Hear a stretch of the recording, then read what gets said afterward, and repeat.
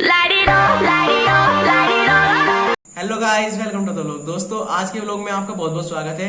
और आज के व्लॉग का टॉपिक कुछ ऐसा है जिस पे शायद ही कोई बात करना चाहता हो, क्योंकि दोस्तों आज के व्लॉग में हम ऐसे कुछ टॉपिक्स को कवर करेंगे जिनके बारे में शायद ही कोई जानता हो और उसके बारे में जानना चाहता हो। क्योंकि दोस्तों जो और लोग हैं वो इस चीज को अहमियत नहीं देते कि जिस चीज के बारे में आपको बताने जा रहा हूँ, लेकिन ये बहुत ही इंपॉर्टेंट चीज है और बहुत ही जरूरी चीज है आपके लिए कॉलेज में ग्रो करने के लिए। और दोस्तों वीडियो अच्छी लगे तो वीडियो को लाइक करें, चैनल पर नहीं चैनल को सब्सक्राइब करें। तो दोस्तों आज के व्लॉग में हम कुछ ऐसे टॉपिक्स पे चर्चा करेंगे जिनमें आपके कॉलेज के माहौल से लेके आपके जेई सीयूपी में अगर आपके कम नंबर है और आपका एडमिशन नहीं हो रहा तो उस सारी डिटेल में आपको जानकारी मिलेगी। और दोस्तों इसमें एक इम्पोर्टेंट बात और है कि आपके कॉलेज के दौरान आपको सारा माहौल बता दिया जाएगा, आपको किताबें कौन सी क्या सिस्टम है सब पूरे डिटेल में बताया जाएगा। तो दोस्तों अंत तक जुड़े रहिए। दोस्तों अगर चैनल पे नए हैं चैनल को सब्सक्राइब करें, वीडियो अच्छी लगे तो वीडियो को लाइक करें। तो दोस्तों जैसे कि आपने पिछला व्लॉग देखा ही होगा, तो उसमें मैंने बताया था कि आपको किस तरीके से आपको किताबें पढ़नी है, आपको कैसे टॉपिक कवर करने हैं, कितना पढ़ना है, क्या पढ़ना है, मॉडल कैसे पढ़ने हैं, बुक कैसे पढ़नी है। तो दोस्तों वो थी कि अच्छी बात कि मैंने आपको पूरे डिटेल में बताया था कि आपको पढ़ना कितना है। अब दोस्तों इस व्लॉग में मैं आपको बता रहा हूं कि आपको पढ़ना कहाँ से है, यानी कि एक अच्छी बुक का चुनाव करना कितना जरूरी है। अब दोस्तों जैसे कि मैं अपना बता दूं कि जैसे कि इस बार हमने कुछ किताबें ली, जल्दी में किताबें ली, क्योंकि अब की बार लॉकडाउन लग रहा था तो हमने टीचर की सलाह के बजाय अपनी खुद से ही ऐसी जल्दी में किताबें लेना पसंद करा। तो उसमें क्या हुआ कि किताब तो हमने आसानी से मिल गई। तो दोस्तों उसमें अब दिक्कत क्या आई कि अगर आप एक घटिया राइटर की किताबें लेते हैं तो उसमें समस्या क्या आती है। भाई पढ़ाई तो आपको मिल जाएगी, टॉपिक मिल जाएगा, एक पूरा सिलेबस कवर करवा देगा वो भी, लेकिन उसमें दिक्कत क्या आती है कि उसकी लैंग्वेज, अब वो पता नहीं क्या बोलना चाह रहा है। भाई हमारी जो बुक्स है उनमें पता नहीं कहाँ से क्या लाइन शुरू कर दी, शुरू करा ट्रक से ले गया जहाज पे, पता नहीं कुछ पता ही नहीं चल रहा भाई कहाँ से शुरू करा कहाँ खत्म कर दिया। अब ये भी नहीं पता चल रहा कि जो लेखक है वो खुद से बात कर रहा है या हमारे से बात कर रहा है, कुछ समझाना चाह रहा है, कुछ मतलब माइंड का कुछ ऐसा किताब के साथ कनेक्शन नहीं बन पाता। तो दोस्तों सबसे जरूरी चीज है कि आपको पता होना चाहिए, या आप किसी जैसे कि पहले भी मैं बहुत बार बता चुका हूँ कि अपने सीनियर वगैरह से या जो आपके टीचर वगैरह हैं उनसे एक बार बात करें। आप अपने जो ऑथर है किताब का, जो लेखक है उसके बारे में पूछें कि हमें किस प्रकाशन की किताबें लेनी चाहिए। वो क्योंकि बहुत सी किताबें ऐसी होती हैं जो कि स्टूडेंट को देख के बनाई गई होती हैं, लेकिन कुछ ऐसी होती हैं जो सिर्फ बेचने के लिए छापी और बेच दी। उनमें क्या होता है कि बस आपको टॉपिक मिल जाएगा लेकिन ये नहीं पता अंदर लिखा क्या है। जो लैंग्वेज होगी वो इतनी डिफिकल्ट होगी, या तो शुद्ध हिंदी के शब्द ऐसे भर देंगे आपकी समझ में नहीं आना, चाहे वो बहुत ही आसान शब्द कुछ लिख रखा हो जो आप इंग्लिश में आसान से समझ सकते हैं। तो ऐसी किताब ना लें, उनका कुछ फायदा नहीं है, बर्बाद है टाइम की आपकी।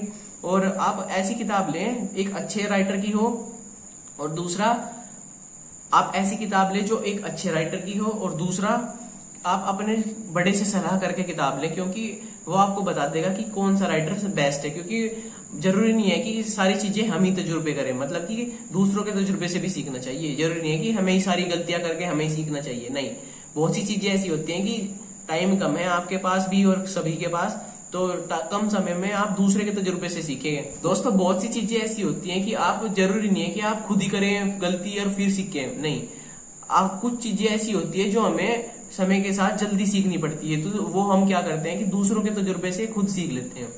यानी कि आप अपने टीचर वगैरह से बातचीत करते रहें तो वे बता देंगे कि आपको किस किताब को आपको लेना चाहिए, कौन सी आपके लिए बेस्ट रहेगी, और किस किताब में आपको डिटेल में कोई चीज मिलेगी।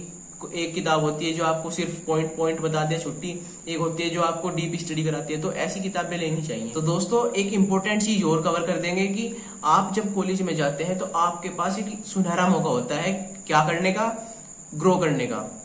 जैसे कि मान लीजिए आप 12th में एक अच्छे स्टूडेंट नहीं बन पाए, या फिर आप पढ़ाई में थोड़े वीक थे, तो अब कॉलेज में भी आप शायद सोच रहे होंगे कि मैं ऐसे ही दबा कुचला सा रहूंगा, भाई ग्रो नहीं कर पाऊंगा। तो दोस्तों एक ग्रो करने का तरीका क्या है। अब दोस्तों जैसे आप कॉलेज में चले गए, भाई आपको पता है कि भाई सामने वाले बंदों को मेरे बारे में कुछ नहीं पता, भाई ना तो उन्हें ये पता होगा, आपके जो स्टूडेंट वगैरह आपके साथ पढ़ते होंगे उन्हें ये नहीं पता होगा कि आप कहाँ से उठ के आए हैं, आपने क्या झंडे गाड़े हैं पिछली क्लास में, और टीचर को नहीं पता होगा कि आप पढ़ने में कैसे हैं, मतलब कि उन्हें कुछ नहीं पता आपके बैकग्राउंड में के बारे में।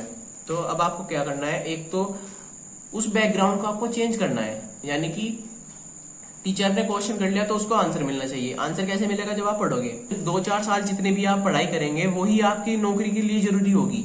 आपकी 12th इतनी मायने नहीं रखती जितना आपका कॉलेज मायने रखेगा। तो उसमें आपको क्या करना है कि आपको अपने कॉलेज में एक तो होल्ड बना के चलना है पढ़ाई पर। पढ़ाई पे होल्ड बना के चलना है आपको। आपके भले ही 12th में कितने ही कम नंबर आए हों, आपको कॉलेज में नंबर भी अच्छे करने हैं और समझने का तरीका भी आपको बदलना होगा। दोस्तों, कॉलेज के लिए एक इम्पोर्टेंट बात हो रहा है कि आपको एक माहौल, अगर आपको कॉलेज का एक अच्छा माहौल बनाना है तो आपको क्या करना होगा कि आपको एक तो एक अच्छा ग्रुप पकड़ना होगा। पढ़ने वाले बच्चे भी हों, ऐसा भी ना हो कि कंपटीशन हाई रखें या फिर ऐसा कुछ हो। भाई आपको एक तो अच्छा ग्रुप पकड़ना होगा। दूसरा, आपको जो आपके टीचर्स हैं उनके साथ एक अच्छा व्यवहार बना के चलना होगा, क्योंकि फालतू बोलना और बदतमीजी आपकी जिंदगी बर्बाद कर देंगी। टीचर के साथ अगर आप बदतमीजी से बोल लेंगे या फिर आप फालतू बात करेंगे, इधर उधर की बताएंगे, अपने आप को बड़ा बनाएंगे, भाई टीचर ने धमका दिया तो आप छोटे हो गए, आपकी बेइज्जती हो गई, ऐसा सोचेंगे तो आप ग्रो नहीं कर पाएंगे कभी भी, ना कंपनी में ना फिर कॉलेज में। क्योंकि कॉलेज तो एक छोटी सी सीढ़ी है। आप जब जिंदगी में ग्रो करेंगे तो आप कंपनी में जाके या फिर बिजनेस वगैरह में ही जाके ग्रो कर पाएंगे। ये तो सिर्फ आपके लिए, ना तो टीचर पे कोई फर्क पड़ता है कि आप पास होते हो फेल होते हो, कोई फर्क नहीं पड़ता। तो फर्क किस पे पड़ता है? आप पे पड़ेगा। भाई आप 3 साल का कोर्स 3 साल में, 4 साल का कोर्स 4 साल में ही कर लो तो ज्यादा बेस्ट है, नहीं तो नौकरी का भी फिर कोई फायदा नहीं है। तो सबसे अच्छा तरीका है आप ग्रो करें। एक तो अपनी जो पिछली कमियां थी 12th में आपने की थी या पिछले जिस भी डिग्री में आपने की थी, उन कमियों को दूर कर दें। क्योंकि आप बहुत अब बड़े बच्चे हो लिए, आपको पता है कि आप कमियां क्या कर रहे थे। अपने अंदर की कमी ढूंढे, पहली बात। दूसरा, एक अच्छा माहौल बना के चले, अच्छा ग्रुप सेलेक्ट करें कॉलेज के अंदर। अगर आपके दोस्त, भले ही आपके 1000 दोस्त ना हो, 10-15 दोस्त ना हो, आपके 2 दोस्त, एक दोस्त ऐसा होना चाहिए जो आपको पढ़ाई में सपोर्ट करे, आपसे होशियार हो, ऐसे दोस्त बनाए। दोस्तों, ये कुछ ऐसी बात है कि आपको कोई नहीं बताता। दूसरा, आप अपने एक्सपीरियंस से ही सीखते हैं।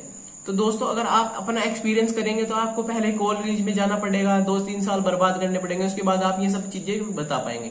अब अगर आप मेरे एक्सपीरियंस से सीख लें या फिर किसी और के एक्सपीरियंस से कोई चीज सीखते हैं तो उस तजुर्बे का भाई सही इस्तेमाल करें। दूसरे के जो तजुर्बा है उसे अपने लिए सही इस्तेमाल करें।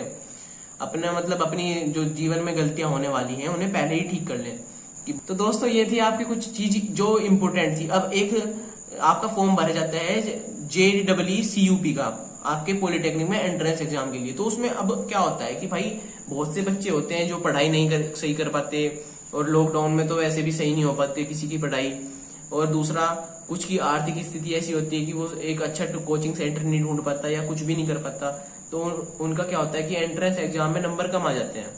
अब दिक्कत ये है कि आर्थिक रूप से एक तो आप कमजोर हो गए मान लीजिए, और दूसरा आपको एडमिशन लेना है आपको गवर्नमेंट में, क्योंकि उसमें फीस सही होगी और स्कॉलरशिप भी ठीक ठाक आ जाती है। तो उसमें आपको क्या करना है कि अगर आपके कम नंबर आ गए तो एक तो आप घबराए ना। दूसरा, आप कॉलेज के अंदर जाएं, वहां के जो आपके टीचर वगैरह हैं उनसे बात करें। क्योंकि उसमें एक चीज होती है जो शायद ही बहुत से कम बच्चों को ही पता होती है कि एक होता है स्पोर्ट्स कोटा, वो कॉलेजेस के अंदर होता है। उसमें क्या होता है कि कम मार्क्स वाले बच्चों को स्पोर्ट्स कोटा के थ्रू एडमिशन करा लेते हैं आपका इंजीनियरिंग कॉलेज में, मतलब कि पॉलिटेक्निक वगैरह में आपका स्पोर्ट्स कोटा के थ्रू आपका एडमिशन करा लेते हैं। इसमें ऐसा भी नहीं है कि आपके पास सर्टिफिकेट वगैरह होने चाहिए। ये सब आप एक बार कॉलेज में जाके बात करें। क्योंकि मैंने आपको स्पोर्ट्स कोटा के बारे में इसलिए बताया क्योंकि ये शायद आपको ना पता हो, क्योंकि मुझे भी कॉलेज के अंदर ही जाने के बाद 2-3 साल के बाद पता चला कि भाई ऐसा भी कुछ ऐसे एडमिशन टाइप होता है। तो इसमें क्या होता है कि आपके कम मार्क्स पे ही आपका एडमिशन ले लेते हैं और आसानी से ले लेते हैं। आप एक बार जाके बात करें, क्योंकि आपके पास कोई दूसरा ऑप्शन हो तो आप वो तो फिर दूसरा ऑप्शन ही ट्राई करें। लेकिन जब आपके पास कोई ऑप्शन ही नहीं है तो फिर आप स्पोर्ट्स कोटा वाला ऑप्शन एक बार ट्राई कर लें, क्योंकि डूबते को तिनके का सहारा काफी होता है। तो आप एक बार इस चीज के बारे में भी आप जाके बात कर लें। और दूसरा, आप स्कॉलरशिप की जो मेरी वीडियो है उसको देख लें, क्योंकि अगर आपका मान लीजिए प्राइवेट में ही लेना पड़ गया और आपकी फीस ज्यादा होगी तो कॉलेज में 1 साल में एक ही मौका मिलता है स्कॉलरशिप लेने का। तो आपके अगर कुछ उसमें कमी होती है तो आपको बहुत बड़ा नुकसान हो जाता है, आर्थिक रूप से भी और वैसे भी। तो एक बार आप मेरे पिछले ब्लॉग्स चेक कर लें, उसमें आपको डॉक्यूमेंट से लेके पूरी डिटेल पता लग जाएगी कि कैसे कब आती है, क्यों नहीं आती है, अगर नहीं आई तो क्या करें। इन सब चीजों से आपको कुछ सीख मिल जाएगी। तो दोस्तों, ये थी कुछ ऐसी खास बातें जो मैं आपके साथ शेयर करना चाहता था। दोस्तों वीडियो अच्छी लगे तो वीडियो को लाइक करें, चैनल पर नए हैं चैनल को सब्सक्राइब करें और बेल आइकन को प्रेस करें। और दोस्तों जिन्होंने पिछले व्लॉग्स न देखे हो, कॉलेज के ही हैं सारे, तो वे जाके देख सकते हैं, आपको बहुत कुछ सीखने के लिए मिलेगा। दोस्तों आज के व्लॉग में बस इतना ही, मिलते हैं कल के व्लॉग में, तब तक के लिए जय हिंद।